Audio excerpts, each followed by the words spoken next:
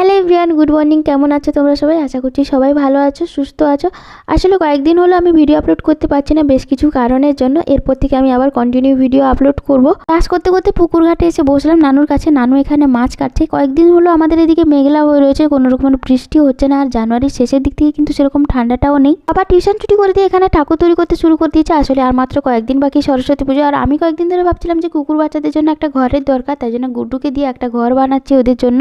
বেশ কয়েকদিন আগে আমি মিন্ত্রাতে কিছু ড্রেস অর্ডার করেছিলাম, যে কারণে আমাকে একটা ফ্রি গিফট দিয়েছে, আর সেটা আজকে ডেলিভারি দিয়ে গেছে। বক্সটা দেখে মনে হচ্ছে যে ভেতরে বড় ছোট কিছু জিনিস রয়েছে, আসলে না। এই যে ছোট্ট একটা বডি স্প্রে রয়েছে, তাও আবার ছেলেদের জন্য। আজকে সন্ধ্যাবেলা আমাদের বাড়িতে পিঠে হবে, আর এবছরের শীতকালের এটা লাস্ট পিঠে খাওয়াই বলতে পারো, কারণ গরম পড়ে গেলে আর পিঠে খেতে কিন্তু ভালো লাগে না সেরকম। বাচ্চারা পিঠে তৈরি করা শুরু করে দিয়েছে, আর আমাকে এদিকে দেখতে পাচ্ছ আমি কি করছি বলো তো। আমি আসলে নারকেলের তেল তৈরি করছি বাড়িতেই। এটা একদম পুরো খাঁটি নারকেল তেল। আমি একটা কাঁচের কন্টেনারের মধ্যে রেখে দিয়েছি, আমার অনেক দিন হয়ে যাবে। আর আজকের মিনি ব্লগটা কেমন লাগলো অবশ্যই জানাবে। সবাই ভালো থাকো, বাই।